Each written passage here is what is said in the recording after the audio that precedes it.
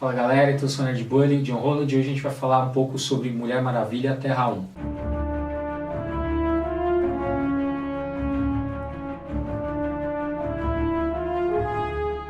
A Mulher Maravilha Terra 1 faz parte de uma série maior, né, que é a Terra 1, que começou a ser publicada nos Estados Unidos em 2010. Né? E qual que é a proposta? É recontar os principais personagens do universo DC de uma maneira totalmente nova e que não tenha necessariamente ligação com a continuidade que a gente está acostumado a ver. Se bem que isso é muito relativo agora, porque né, tem Rebirth, tem 952.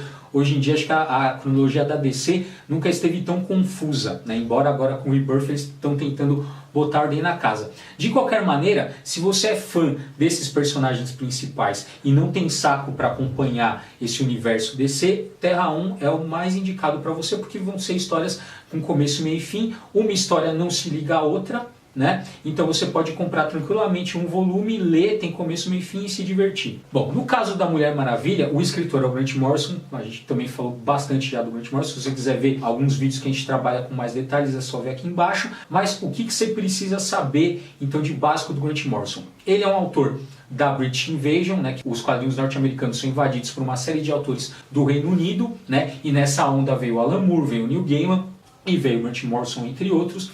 Né? Ele começou a fazer sucesso, então, basicamente com o Homem-Animal, que foi o primeiro grande hit dele na DC, e aí depois vieram as grandes obras, que são Os Invisíveis. Ele teve uma fase com o Batman mais recente, também já passou pela Marvel com os X-Men, que tem uma fase importante. Então o Grant Morrison é esse cara que ele sempre tem aquela ideia de escavar a história de um personagem. Então ele vai sempre fazer uma pesquisa histórica, né, quando ele pega esses personagens mais conhecidos, e vai tentar dar um todo coerente para aquele personagem. E por isso que ele é interessante para trabalhar com a Mulher Maravilha, para recontar então essa origem da Mulher Maravilha, porque ele vai fazer justamente isso. Ele vai fazer essa pesquisa e vai fazer várias referências e homenagens a vários autores e também desenhistas que passaram pela Mulher Maravilha.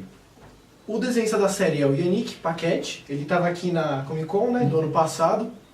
Ele começou ali fazendo alguns trabalhos pequenos, né, para umas editoras menores ali dos Estados Unidos, até que ele foi subindo, conseguindo um destaque, fez um trabalho aqui e ali. Ele tem um trabalhozinho com a Alan Moore ali, e até que ele chegou no Monstro do Pântano junto com o Scott Snyder.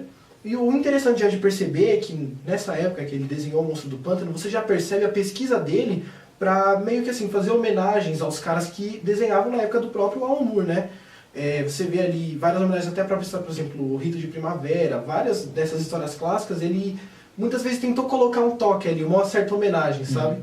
E aí já é interessante porque, como já vem essa proposta do Morrison de pegar esses pontos dos personagens, é um desenhista perfeito, porque um cara que já gosta de pegar as homenagens, fazer a referência, e ainda mais na Mulher Maravilha juntando com o Morrison, foi perfeito. Bom, então qual que é a história? Assim, basicamente é uma história de origem, né? Vai recontar então a história da Mulher Maravilha desde a época que ela está na ilha, que é legal que volta a se chamar Ilha Paraíso, na história do Morrison, que ele vai recuperar lá, não é mais Temícera, né? que é adotar o nome grego, é a Ilha Paraíso. Vai recontar então desde ela na ilha até a saída dela. A grande proposta do Morrison é recuperar as origens do Marston, né? Que é o criador da Mulher Maravilha. Ele vai pegar muito aquela coisa da prática do sadomasoquismo e do bondage, né? Que o Marston ele era praticante de bondage, né? E você vê nas primeiras histórias da Mulher Maravilha, ela sempre está acorrentada de alguma forma, e o Morrison ele vai trazer isso. Então você vê em vários momentos ela acorrentada ali, só que o que é interessante é que o Morrison ele transforma aquela coisa de ficar amarrado num próprio traço cultural das Amazonas, né? Porque ele vai dizer que na cultura das Amazonas, a submissão, né, a figura que você ama, aquilo é um sinal de força, não é de fraqueza. Né? Tanto é que se você é um chavão que eles usam sempre assim, você tem que se submeter à autoridade do amor, e quando você se submete àquela autoridade, aquilo não é um sinal de fraqueza como a gente entenderia, mas sim um sinal de força.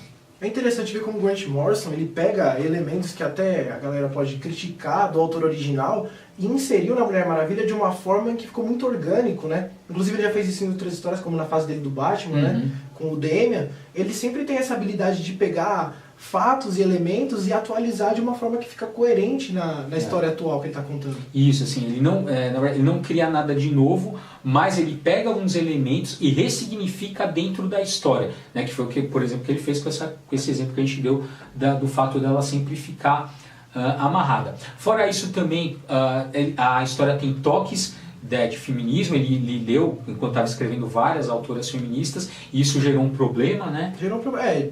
Você percebe muitas críticas negativas quanto a esse quadrinho, de vários lados. Primeiro porque reclamam que ele é feminista, primeiro lado, reclama que as HQs não têm que discutir esse tipo de coisa, e um outro lado que não gostou da forma que ele abordou. Talvez você possa atribuir isso, talvez, né, uma exposição, de que as pessoas talvez não conheçam o que o autor original fez e a ideia do Morrison de tentar trazer isso, o objetivo dele. Aí já quem conhece melhor o trabalho dele já viu ele fazer isso outras vezes, então já fica até manjado. E aí você percebe e vê que não é de uma intenção ruim, é de uma intenção muito interessante, e trazer, aliado a essa história que, além dela ser muito boa, muito bem contada, que traz fãs antigos, mas discute temas atuais com os fãs antigos e com os novos. Pra ter uma ideia, assim, essa coisa dele trazer esses traços feministas para a Mulher Maravilha, né? Bom, e ela sempre... isso também é uma crítica para quem não conhece a história da personagem, porque a Mulher Maravilha, ela é um ícone feminista, né? Existe uma discussão dizendo se a Mulher Maravilha é ou não feminista, só que veja, eu acho que importa menos o fato dela ser feminista ou não, porque isso, óbvio, vai depender do autor que está trabalhando naquele momento, mas vale mais saber que ela é reconhecida pelo movimento feminista dos Estados Unidos como um ícone. Então é isso que vale. E só por isso ela já poderia ser considerada uma personagem feminista. Outra polêmica que esse quadrinho gerou, né, foi que o Morrison mudou a etnia de um personagem. O Steve Trevor, agora ele é negro. Ou seja, quando ele chega ali na Ilha das Amazonas, que a própria Mulher Maravilha discorda da posição dela de matar qualquer homem que entre lá, não importa o fato dele ser branco ou negro ali, elas vão querer matar ele. A Mulher Maravilha esconde ele, dá uma ajudinha aqui e ali. E aí, mas o interessante é ver o contraponto, que ali dentro ele seria morto, porém, ele faz parte de uma minoria também. Então o Morrison não mudou isso à toa, ele precisava de um elemento para poder fazer essa discussão, esse contraponto ali rapidinho na história. Então ele inseriu de uma forma tão sutil que muita gente nem percebeu, e de uma forma muito orgânica. Então, e ficou mais naquele mimimi que tem, porque trocaram etnia, então assim, você faz uma discussão muito mais... Porque trocaram a etnia do personagem e não consegue entender o que motivou o autor aquilo naquela história. Eu até entendo também que tem certos momentos que assim, fica uma troca por trocar. Outras não, aquilo lá faz parte de uma decisão do autor e aquilo precisa ser entendido dentro da trama. Então, e mesmo se o Morrison simplesmente quisesse mudar, no Terra 1 não tem problema, porque é um outro universo. Mas e ainda assim o cara mudou simplesmente porque ele usou como um artifício prático na história. Outro tema também que percorre toda a história é a questão da liberdade e autoridade, né? Porque apesar da Mulher Maravilha ela ser fiel aos princípios de Temícera, ela é uma rebelde lá dentro, e aquilo ali, então ela está se rebelando contra a cultura na qual ela foi criada. Isso é interessante de você ver como isso funciona ali e como aquilo é resolvido dentro da trama.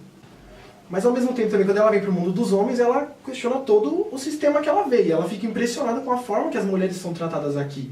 Então ela não está nem para um lado nem para o outro. Ela está enxergando a coisa, tentando enxergar da forma que ela considera mais igualitário possível ali naquela situação.